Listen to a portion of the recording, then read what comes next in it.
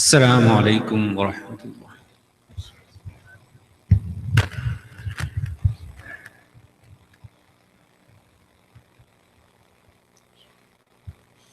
الله أكبر الله أكبر الله أكبر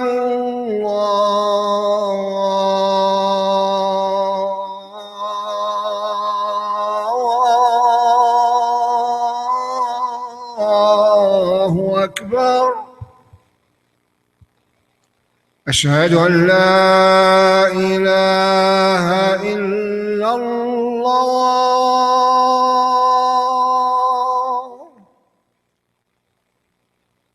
أشهد أن لا إله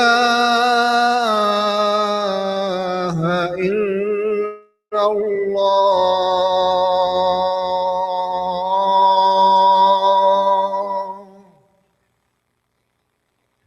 أشهد أن محمدًا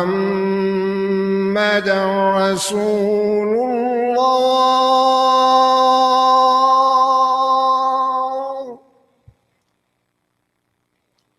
أشهد أن محمدًا رسول الله.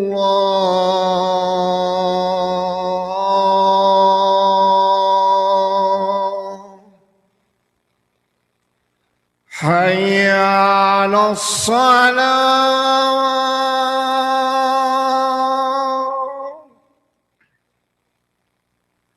حي على الصلاة.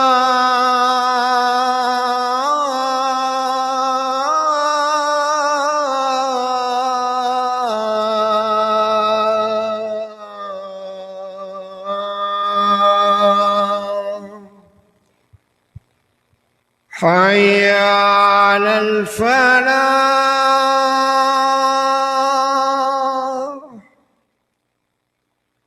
حي على الفلاح.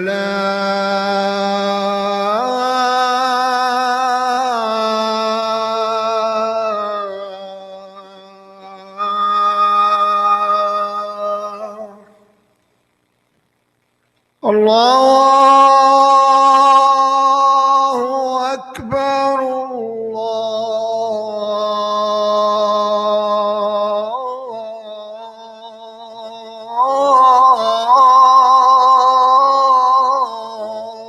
الله أكبر. لا إله إلا الله.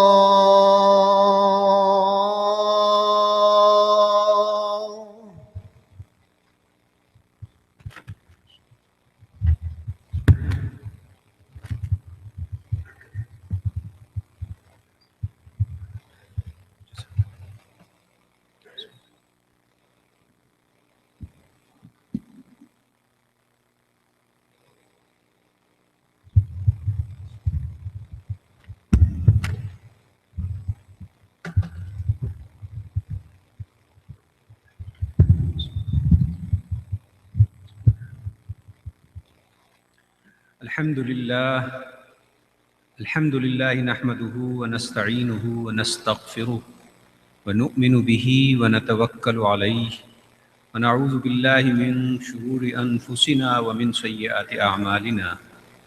من يهده الله فلا مضل له ومن يضلله فلا هادي له. ونشهد أن لا إله إلا الله وحده لا شريك له ونشهد أن محمدًا عبده ورسوله أرسله بالحق بشيرًا ونذيرًا بين يدي الساعة. من يطع الله ورسوله فقد رشد واهتدى. قال الله تعالى في القرآن المجيد: أعوذ بالله من الشيطان الرجيم. بسم الله الرحمن الرحيم. يا بني آدم إما يأتينكم رسل منكم يقصون عليكم آياتي فمن اتقى وأصلح فلا خوف عليهم ولا هم يحزنون. إن الذين قالوا ربنا الله ثم استقاموا فلا خوف عليهم ولا هم يحزنون أولئك أصحاب الجنة خالدين فيها جزاء بما كانوا يعملون ولمن خاف مقام ربه جنتان فبأي آلاء ربكما تكذبان إن الذين يخشون ربهم بالغيب لهم مغفرة وأجر كبير وأما من خاف مقام ربه ونهي النفس عن الهوى فإن الجنة هي المأوى. Fear, khawf. Fear is a basic emotion among human beings and other animals. It has a protective and survival value. It's a motivational state that is aroused by a specific stimulus that gives rise to defensive behavior and escape. It acts as a signal to threat or danger or motivational conflict to trigger appropriate adaptive response. In our brain, there are certain regions, we call them centers, and they are the seats of these emotions and fears. From these centers, connections are made to the rest of the brain, especially to an arousal system, an autonomic system that is not under the control of volition, and it can work without the bossing of conscious. This autonomic system produces stress hormones, and these hormones prepare a human being to fight or flight from the danger. This whole set of neurobiology in our brain, it is designed to make us vigilant, be careful about the dangers, and work through it. So the heart rate increases, blood pressure increases, there's more breathing, the respiration rate increases, and the blood is diverted from all other systems to the muscles and joints so that we either fight or we run away. One thing happens when there is fear in a person. His cognitive ability is shut down temporarily. His thinking, reasoning, creative ability is stopped. Why? Because the body does not want to use its resources at the time of threat about thinking and reasoning and arguments. So, fear has a survival value, and if we disregard our fears, we put ourselves in jeopardy, a mortal jeopardy. We live with all sorts of fears. As a matter of fact, our achievements in life, whether successes or failures, they depend upon how we recognize our fears, how we cope with the consequences of our fear. So though, in a sense, in certain ways, the fear is a very useful thing. But then there are areas where the fear has very detrimental effect on our personality. Especially when it is more than its doses. So those fears can lead to an anxiety state and even phobias and stresses in life. The biggest disadvantage of recycling our fearful thought is that our cognitive, creative ability is shut down. So fear has a potential to be produced artificially and be exploited for extending empires of business, perpetuating political power, and spreading the poison of hate. The history of using fear to subjugate masses is very old. The kings, the dictators, the fascist people, they used to kill innocent people so that to terrorize the human beings, the masses, and the religious leaders even, they would use this fear factor to emotionally blackmail the audiences for their own agendas. And the most lethal combination is when the political leaders and the religious leaders, they make an alliance and use the fear factor to subjugate the masses. When Pharaoh ordered the killings of innocent children, male children in the Jewish nation, the whole nation stopped thinking and went into a frenzy and frozen brains. The wars, they provide an opportunity to the rulers to reap the benefit of fear. Because at the time of war, people are so afraid that they will obey. They will surrender their freedom. They will surrender their privacy. They will be okay to pay the taxes. So the rulers have been using fear to subjugate the masses all through the history. Even the modern economy, which seems very scientific, which seems very progressive, has fear as its founding pillars. The whole insurance system is embedded in the fear factor. Many services like legal, medical, educational, they use fear to sell their products and services. The left side of the politics terrorizes people from rich people. And the right side of the politics, they blend fear of immigration, immigrants, other nations, social and religious bankruptcy just to get the popularity. Today, no government can endure 24 hours without some kind of fear among the masses. And media, which hungers for attention, and what could be better source of attention than the fear? So the media also is interested in spreading the fear. And in today's politics, if a leader wants to win the power, he or she has to be master of creating fears and then creating an image that he and only he can save people from fear. And fear has a big role in American history and the Western politics. In the last century, we were afraid of first fascism, Hitler and Mussolini, and then there was a fear of wave of communism, and then we get into the Cold War. And in the beginning of the new century, there is a fear of terrorism. So throughout, there has to be something which people have to be afraid of. And the whole Europe today is engulfed in the fear politics with the right-wing politics based on perceived and artificially created fears. So today, fear is in the air.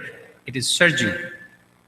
Americans are never been so afraid as they are today. Polls show that most Americans are afraid of being victim to a crime or some kind of disaster or terrorism. Every week we see some act of violence, small or big, home or abroad. And this is the common emotion Americans are sharing. The African Americans, they are afraid of being racially victimized. Even the white people are afraid that their country is being taken by minorities. The Latinos, they are afraid that they cannot connect to the people in Central America and South America. But the biggest victim of fear is Muslim community. And that's why I chose the topic today. Previously, the Muslims, they had fear of losing their children or spouses to American culture and society. They have fears of economic frustrations, cutting off the roots from their culture. But today, the Muslims' overwhelming fear is being second-rate citizen. being racially profiled, and facing the hate crimes. One big drawback of such fears in the adults, in the heads of the family, is that the fear of the adults trickles down to the children. And the children imbibe and perceive and inherit that fear of the elders. Now the problem is, we may have a coping mechanism, they may not.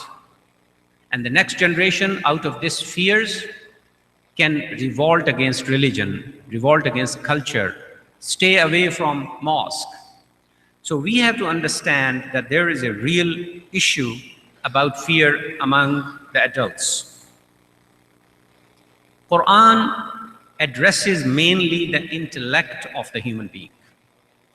But if you start counting how many times emotions are mentioned in Quran, numerically, top of the list is fear. In some way, fear is the mostly described emotion in Quran. The whole purpose of Quran and Risala, sending the Anbiya to the humans, is that they should do the inzar, which has a shade of fear in it, to remind them that there is a day coming where humans have to be accounted for their actions.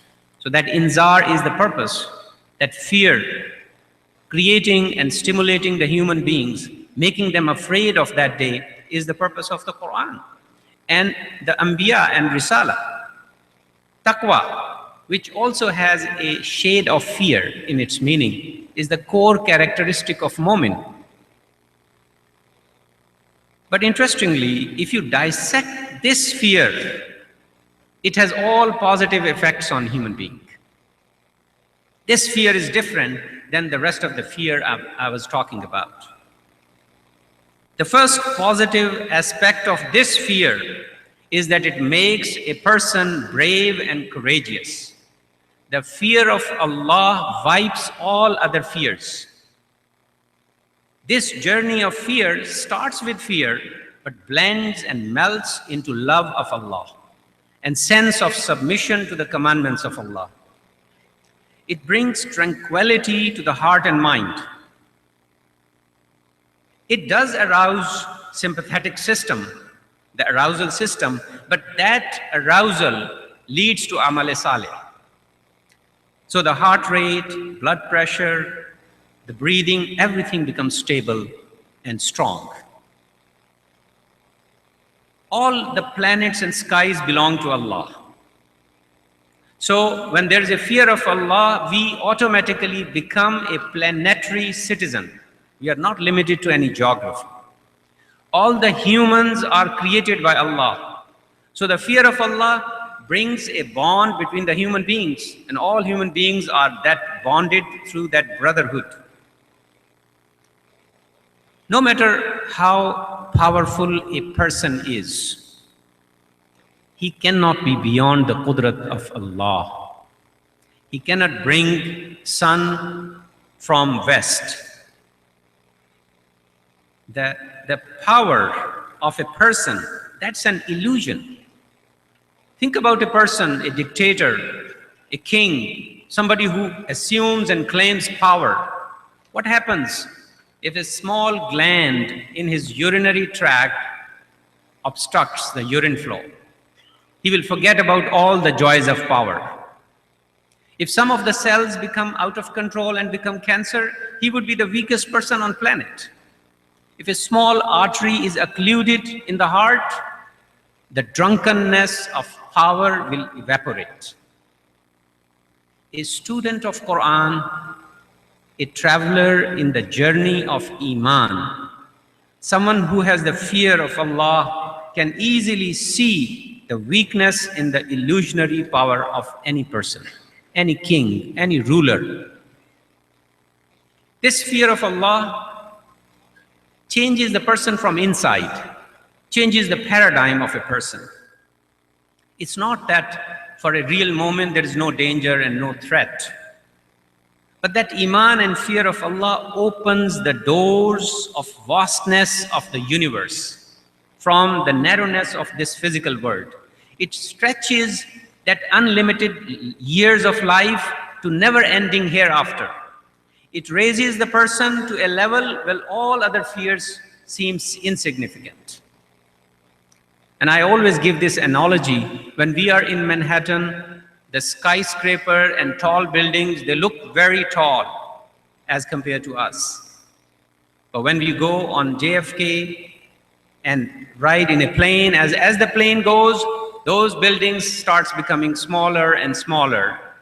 And at one time, they become insignificant. Similarly, when you ride the plane of Iman, and as you rise, you see the other fears become smaller and smaller.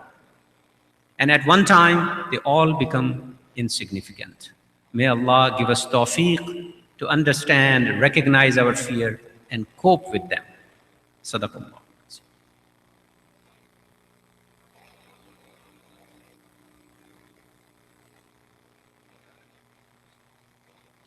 الحمد لله رب العالمين والصلاة والسلام على رسوله الأمين أما بعد فيا معشر المسلمين إن الله وملائكته يصلون على النبي يا أيها الذين آمنوا صلوا عليه وسلموا تسليما اللهم صل على سيدنا ومولانا محمد بعدد من صلى وصام اللهم صل على سيدنا ومولانا محمد بعدد من قعد وقام اللهم صل على جميع الأنبياء والمرسلين وعلى سائر الصحابة والتابعين وعلى عبادك الصالحين.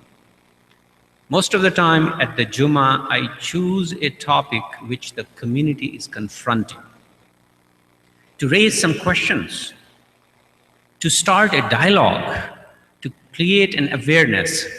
So if anybody wants the summary of my talk, I put 2 papers there. Please give me your email and I will send it to you so that you can communicate about these topics. So what should we do in the atmosphere of fear? Of course, if we have that refined taqwa and firm iman, there is no problem. The challenge is the Muslims do not have that today. So as an Urdu poet says, Patta zara hila to mera ji dahal gaya. That even the movement of leaves inject fear into my heart. That is the condition of Muslim today. So here are some tips how to handle the fear. Number 1, recognize and enlist all your fears, whether they are individual, whether they are about your children, whether they are about your finances. Recognize them, sit down and write them down. So that's number 1 step. Don't be shy of it. Be honest with yourself. Just come out of denial that I don't have any fear. Write all the fears. So that's number 1 step. The second step is learn a conscious deep breathing. Breathing through nose, inhalation through nose, and exhalation through mouth. 5 to 10 minutes every day, learn how to do conscious deep breathing. And anytime you think about a fear, first do conscious breathing. It will calm you down. It will help you how to handle the fear. Number 3 is exercise. If you do daily exercise, or at least 20 to 30 minutes, 3 to 4 times a week, that will help our system to handle any kind of fear. And number 4 is changing your diet. It seems like when we are depressed and stressed, we eat something and it helps fear. But as a matter of fact, it makes it more vulnerable to the fear. The food industry has figured out, and they put sugar content in every kind of food. As a result, our sympathetic system, which has to deal with fear, is very sensitive. So change the diet. Take the sugar and so much artificial proteins out of it. But all these steps, they will just make us stronger to deal with fear. They will not make the external fears less. The only thing which can really wipe out all the fear is the fear of Allah. That individually we have to create in us. And the best way is to wake up early in the morning. Now the nights are still long enough. And if we wake just few minutes before Fajr, because the chemistry of the body is at its best in the morning. If we wake up and just talk to our Allah directly in our own language, if we do it consistently few minutes, that will create the fear of Allah. And we can handle any kind of problems, any kind of fear. So that one thing will really mitigate the effects and consequences of fears. Another way of dealing with fear is doing some action. Every time a fear confronts you, every time a fear overrides the thinking and we keep on recycling that fear, that anxiety, do some action, even if it is a small action. Maybe 2 rakat nafal. Maybe just calling a relative and saying hi. Maybe just meeting a friend. Very small thing. Maybe just coming to the mosque and helping out. Maybe helping out in the parking. Anytime a fear comes in the mind, say, I'm going to do some action. The action takes care of the fear. But these are individual issues. Our issue right now is the fear in the community. The fear at the level of community can only be dealt when something collective is done. And the collective places where we have to organize better. The organization of Muslim community is one big issue we can do today. If we have to live in the West without organization, we will not have any voice. We will not be able to handle our fears, and the fear will not only eat us up, it will destroy our coming generation. They will, from Islamic point of view, from Dini point of view. So we have to learn how to organize. We have to sit down and brainstorm how we can bring Muslims at one platform despite their differences. We don't want to make all the Muslims think alike or make one kind of thinking. Despite their differences, differences of thinking, differences of fiqh, differences of color, differences of and diversity of ethnicity or the origin of country, despite all those things, how we can bring them into one platform. The organization is not synonymous with unity of Muslims. Unity is different thing. Unity is unity of thought. But organization is putting things in the proper pattern. Think about a room where things are at random and somebody comes and put things in proper place and suddenly that room is livable. Same thing is happening with Muslims. Muslims have all kinds of skills. They do the best charity. They are God-fearing. They have all kinds of qualities. The problem is they are not organized. And if we put the things in the proper perspective, the Muslim community is not only going to deal with the fears, they are going to lead their communities. They will be in the form of leadership. We have to come out of this following whatever is going on and live passively. This is no more an option. Either we recognize this concept and organize ourselves, or get ready to be engulfed by the monster of fear. May Allah give us tawfiq to understand the situation of the Muslim community and think at a community level, at a collective level. ربنا آتنا في الدنيا حسنة وفي الآخرة حسنة وقنا عذاب النار وقنا عذاب القبر وقنا عذاب الميزان ربنا لا تزغ قلوبنا بعد إذ هديتنا ربنا هب لنا من لدنك رحمة وقنا عذاب النار ربنا اغفر لنا ولإخواننا سبقونا بالإيمان ولا تجعل في قلوبنا غلا للذين آمنوا ربنا إنك لرؤوف رحيم عباد الله رحمكم الله إن الله يأمر بالعدل والإحسان وإيتاء ذي القربى وينهى عن الفحشاء والمنكر والبغي يعظكم لعلكم تذكرون اذكروا الله يذكركم وادعوه يستجب لكم وَلَذِكْرُ اللَّهِ تَعَالَى أَعْلَى وَأَوْلَى وَأَعَزُّ وَأَجَلُّ وَأَتَمُّ وَأَهَمُّ وَأَكْبَرُ. Let's pray.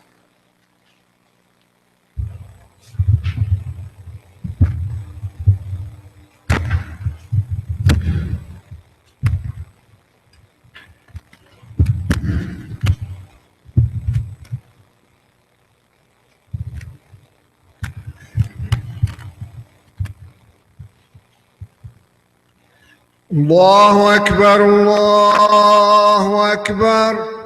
أشهد أن لا إله إلا الله. أشهد أن محمدا رسول الله. حي على الصلاة حي على الفلاح. قد قامت الصلاة قد قامت الصلاة. الله أكبر الله أكبر. لا إله إلا الله.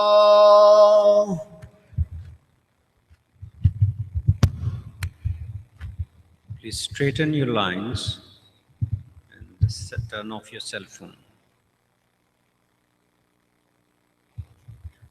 Please make takbir for the downstairs.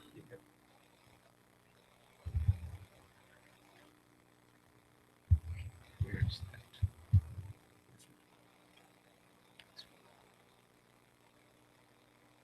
Allahu Akbar.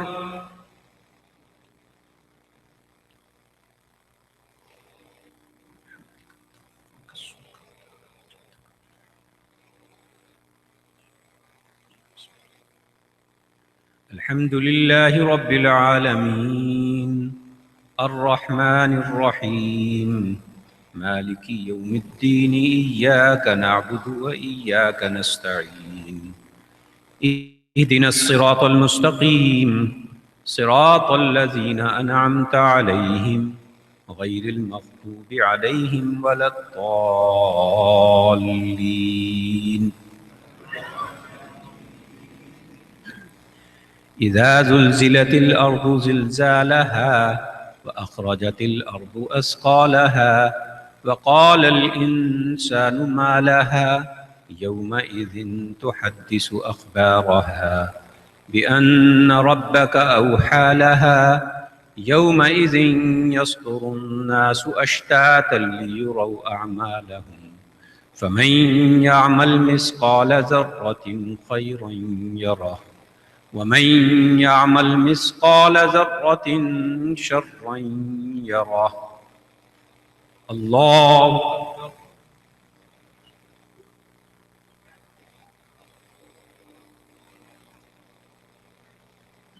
سمع الله لمن حمده. الله أكبر.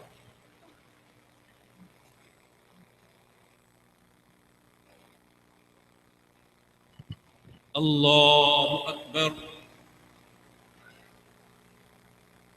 الله أكبر.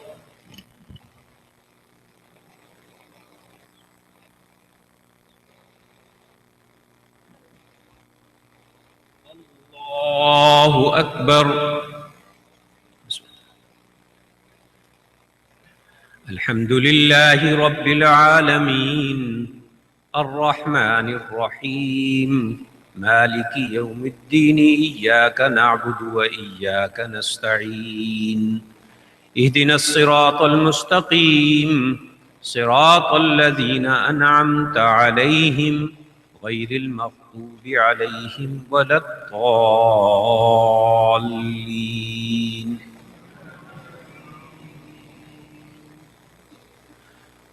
والعصر إن الإنسان لفي خسر إلا الذين آمنوا وعملوا الصالحات وتواصوا بالحق وتواصوا بالصبر. الله أكبر.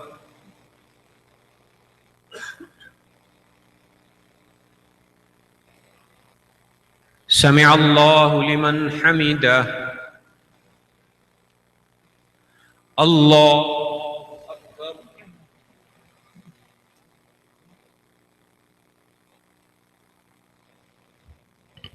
الله أكبر الله أكبر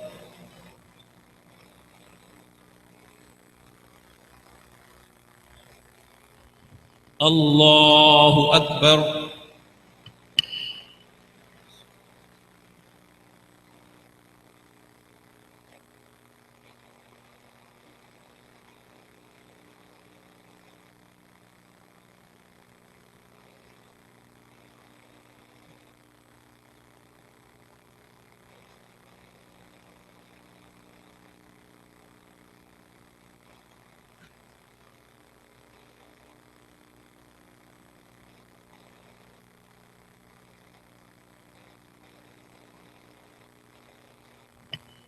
السلام عليكم ورحمة الله السلام عليكم ورحمة الله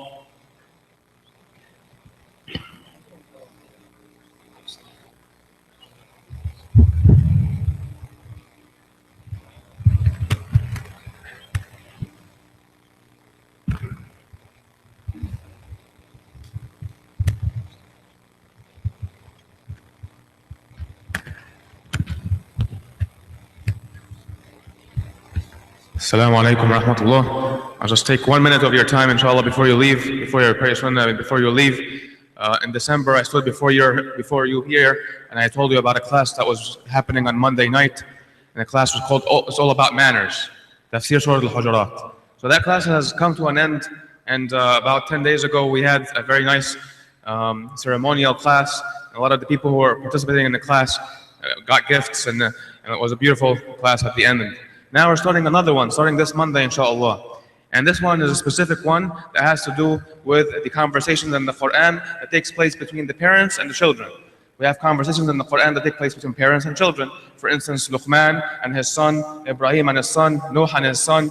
So we're going to have a class. It's going to be for 6 weeks, inshallah, starting this Monday. Maghrib is going to be at 7 o'clock. And we're going to have some refreshments, inshallah, after Maghrib prayer. Then the class starts, inshallah. The class will be for the whole family. So the adults are invited.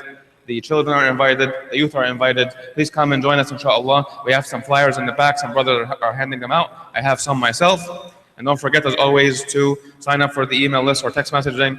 Text MDQ to 313131 to get to all the updates that the Masjid has for the programs. Jazakumullah khair. Assalamu alaikum.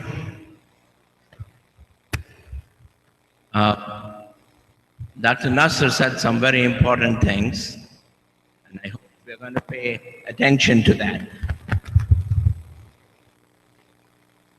The time we are living in, it's extremely important to relate with other faith groups.